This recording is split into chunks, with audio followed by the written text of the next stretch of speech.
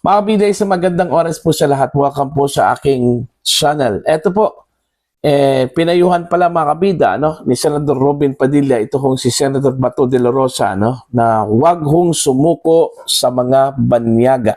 Ayan.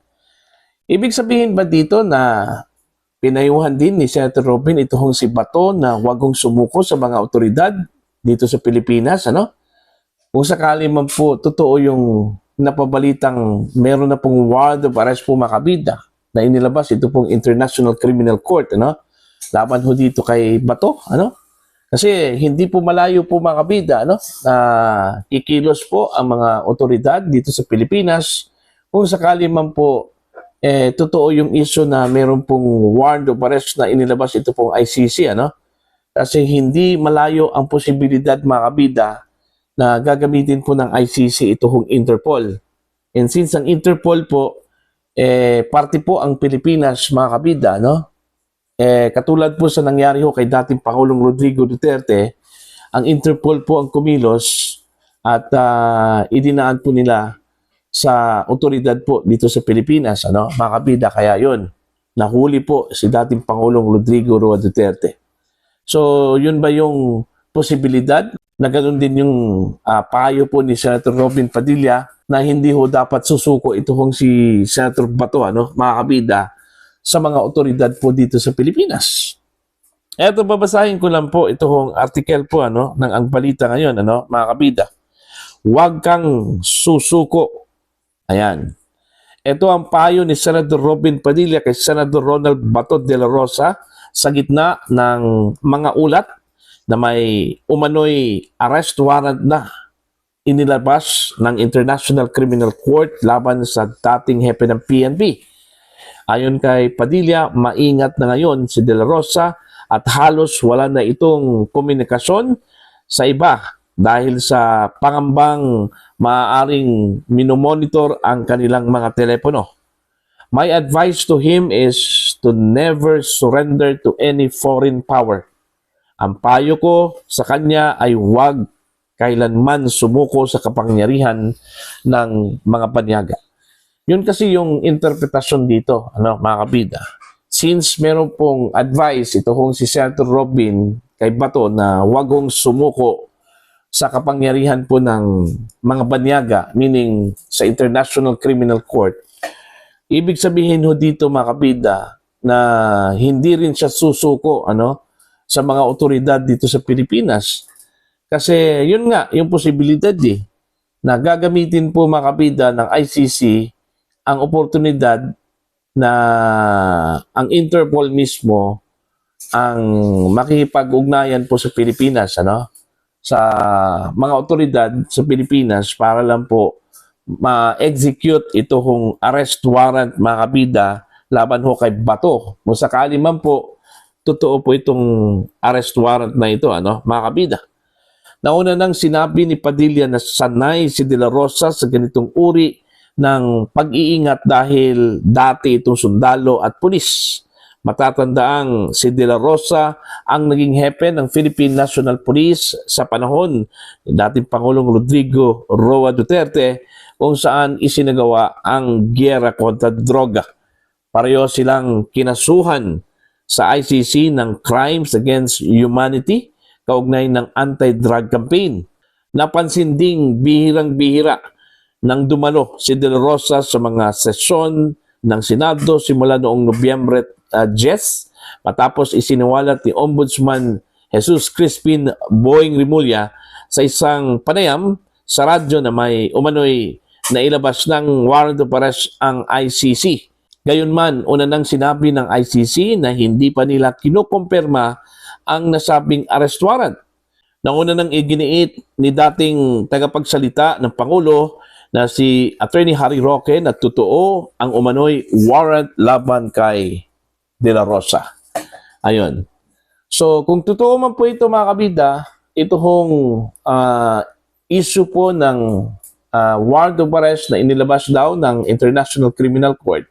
And since nagtatago na po ito hong si De La Rosa po mga kabida, ayon din sa payo po ni Senator Robin, na huwag hong sumuko sa kapangyarihan po ng mga banyaga, ito hong International Criminal Court, ano, mga kabida. Ganon din yung magiging payo po niya doon ho kay De La Rosa, wag hong sumuko sa mga otoridad. Hindi kaya ito isang pag-udyok, mga kabida, kay De La Rosa na magiging takas sa batas? Okay?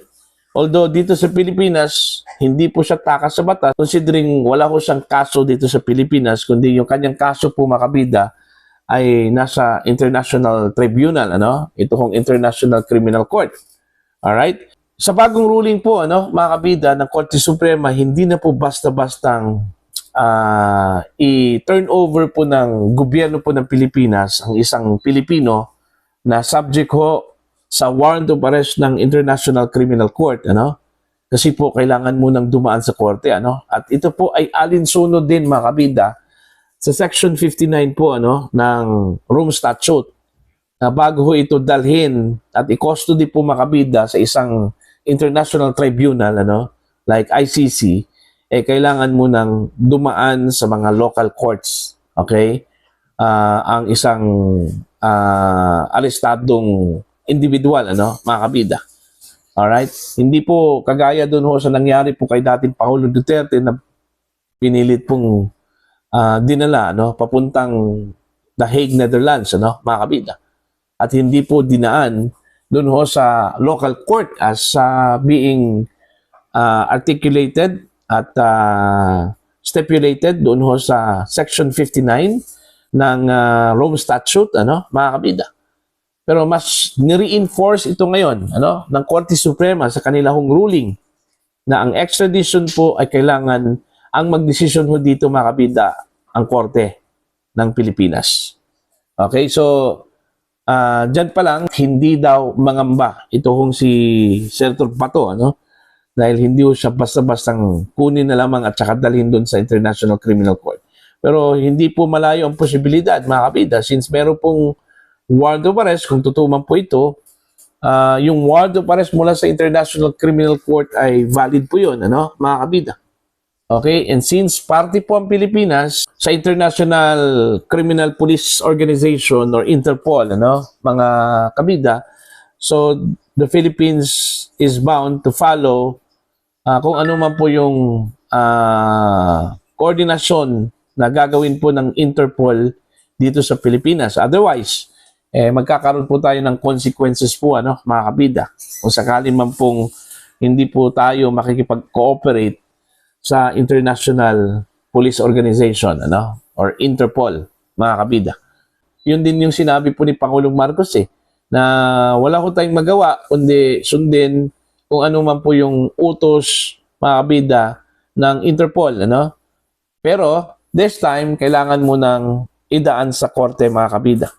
Magdedepende po yan kung sa tingin ho ng korte po natin dito na ang warrant na inilabas po ay valid o hindi valid, ano? Depende po yan sa magiging appreciation po, ano, ng korte po natin dito sa Pilipinas. Basta ang importante ho dito, mga kabida, ano, na kailangan mo nang idaan sa korte, sa local courts, kung sakali man po huhulihin ito kung si De La Rosa, ano, bago po ito dalhin doon po sa International Criminal Court, ano, mga kabida. Pero as of now, we are still speculating, ano, mga kabida. Kasi unang-una, wala kong kumpirmasyon kung totoo ba ito kung warrant of arrest ni De La Rosa o hindi, mga kabida. Alright? Although sinabi po ni Ombudsman Boying Rimulya na mayroon na pong warrant of arrest, in fact, mayroon po siyang kopya, kaso lang po, hindi po opisyal, ano, mga kabida. Nasa kanyang telepono daw, ano. Pangalawa po, ito hong si dating spokesperson Harry Roque, sinabi po niya na totoo na mayroon pong warrant of arrest kasi nasa The Hague, Netherlands po ngayon, ano, si Roque, mga kabida. So hindi po malayo ang posibilidad na baka totoo. Okay, ito hong warrant of arrest ng ICC against De La Rosa. Okay, mga kabida. Pero balikan po natin ito ho si Senator Robin, ano. Wala kayang pananagutan dito si Senator Robin po, mga kabida, ano, sa mga batas po ng Pilipinas, considering yun yung payo po niya doon ho kay De La Rosa, ano? Okay? Yung payo niya na wag hong sumuko sa foreign powers, ano, mga kabida. ang interpretasyon kasi doon na hindi ho siya susuko din sa mga otoridad dito sa Pilipinas kasi yun nga yung chain effect dito mga kabida na ang gagawin po ng ICC, gagamitin po nilang Interpol, then Interpol magko-coordinate po sa Pilipinas at hindi naman po pwedeng hindi ho makipagtulungan po ang gobyerno po ng Pilipinas sa Interpol, mga kabida. So, posibleng makikipagtulungan talaga.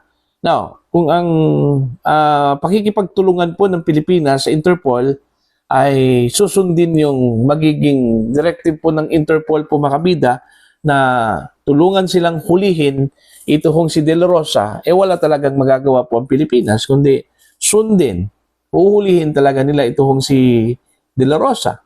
And since ginamit po ng ICC ang Interpol, so hindi po malayo ang posibilidad na ang ICC na rin, mga kabida, ang nag-utos na hulihin dito sa Pilipinas ito kung si De La Rosa. Okay? Ang effect dyan, wag hong sumuko si De La Rosa sa mga otoridad na ginamit po ng Interpol dito sa Pilipinas. Diba? Very complicated po, mga kabida. So, ang tanong, meron bang pananagutan dito si Senator Robin Padilla dun ho sa kanyang payo? Okay? Sa mga gustong mag-comment, mga kabida, sa mga meron pong opinion at pananaw ho dito, you can comment down. Sa mga hindi pa po subscriber sa channel, please subscribe. Just click the subscribe button, click the notification bell, click all para updated po mga kabida sa aking mga uploads. Maraming salamat po sa inyong lahat.